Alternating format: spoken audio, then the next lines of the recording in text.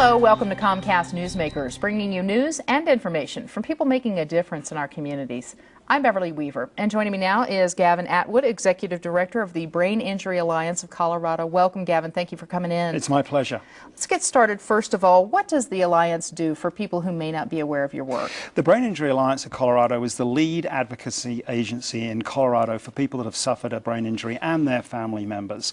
And we also support programs like helmet programs that prevent brain injury in the first place. We advocate, we educate, and we support. We advocate at the state level with legislation. We educate through conferences, and for example, and we support through both professional and survivor support groups around the whole of Colorado. Yeah, most definitely needed. Recently, Colorado has passed what's called Jake's Law. Tell me more about that and what that does for the state of Colorado. So Jake's Law, the full name for Jake's Law is the Jakesnakenberg Youth Sports Concussion Act that the governor signed into law in March of this year. Basically, there are three components of the bill. The first is that coaches must get education around concussion.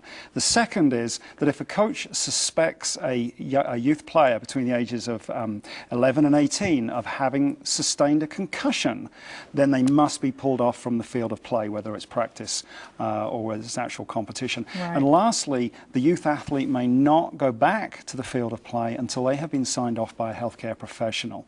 So I think we were like the 10th state in the country to pass this kind of a law. The law in Colorado is actually the furthest reaching. Really? Yes, it is. And the reason for that is that it covers not only a high school, middle school, it also covers the private sports clubs as well as the recreation leagues. And so right now we're leading the country in protecting our kids against the long-term effects of concussion. Yeah, and let's talk about who Jakesnakenberg was, because certainly this is a story really of one family. I never had the honor of meeting Jake. He was a freshman at Grandview High School.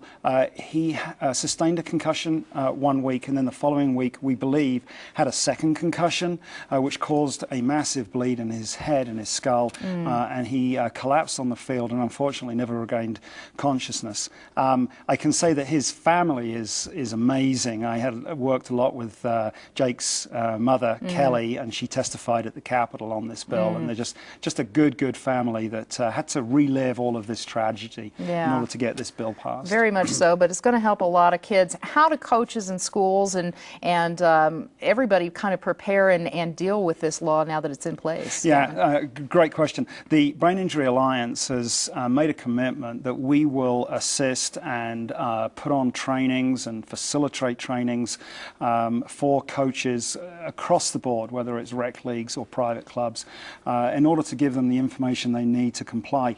Most laws, once they pass in a session, will come into effect in August of that same year. We specifically asked that ours comes into effect in January the 1st, 2012. And the reason for that was that my organization wants to make sure that as many coaches as possible and organizations as possible have received the appropriate training and information. Right, and there is real danger, not necessarily tragically with the fatality, but an accrued damage that happens to the brain with repeated concussions, right? Yeah, exactly. Clearly, a fatality such as the one that occurred with Jake is tragic, but it's incredibly rare. What is more common are the long-term cognitive effects of repeated concussions. And the NFL has got very involved in this issue and actually was very supportive of this bill. They came out from the East Coast and testified in support of the bill. So they're very engaged in the problem. All right. Where can people go to get more information, Gavin, on what you're doing in terms of research, but as well as the Jakesnakenberg law? Absolutely. The website is BIAColorado, all spelled out, .org. BIAColorado.org. Very good. Thank you very much. Gavin Attwood, Executive Director of the Brain Injury Alliance of Colorado. Thanks for being with us. My pleasure. And thanks for watching Comcast Newsmakers. I'm Beverly Weaver.